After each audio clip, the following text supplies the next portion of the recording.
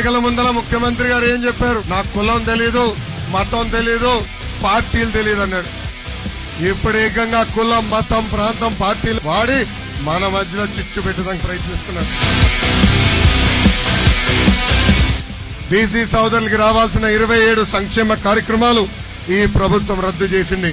స్థానిక సంస్థ ఎన్నికల్లో వాళ్ళకి రావాల్సిన 10% రిజర్వేషన్ కట్ చేసిన వ్యక్తి ఈ జగన్. అంతెందుకు 27,000 మంది బీసీల పైన దొంగ కేసులు పెట్టి జైలు కూడా పంపించిన వ్యక్తి ఈ సైకో జగన్. బీసీ సోదరులందరూ ఆలోచించాలా. ఎన్నికల ముందల ఈ జగన్ ఏమన్నాడు? బీసీ సోదరులు బ్యాక్వర్డ్ క్లాస్ కాదు, బ్యాక్ బోన్ క్లాస్ అన్నాడు. ఈ రోజు ఏకంగా బీసీ సోదరుల వెన్నముక్క ఎరగొట్టిన వ్యక్తి ఈ జగన్. అందుకే ఈ సభా వేదిక బీసీ సోదరులందరికీ నేను పిలిపిస్తున్నా, జై హో బీసీ, జై హో బీసీ.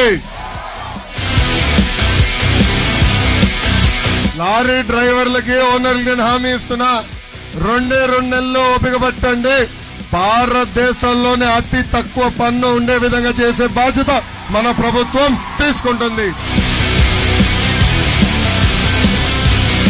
కొత్తపడిన జూట్ మిల్ మరీ తెలిపించే బాధ్యత మేము తీసుకుంటాం. ఉత్తరాంధ్రకి చెప్తున్నా, ఉత్తరాంధ్రకి ఎట్లయితే అనంతపూర్కి కియా ఫ్యాక్టరీ తీసుకొచ్చి ఆ ప్రాంత రూపురేఖలు మార్చామో అదే విధంగా ఉత్తరాంధ్రకి పెద్ద ఎత్తున పరిశ్రమలు తీసుకొస్తాం, సెజ్ ఏర్పాటు చేస్తాం. స్థానికులకే ఉద్యోగాలు కల్పించే బాధ్యత నేను వ్యక్తిగతంగా తీసుకుంటాను.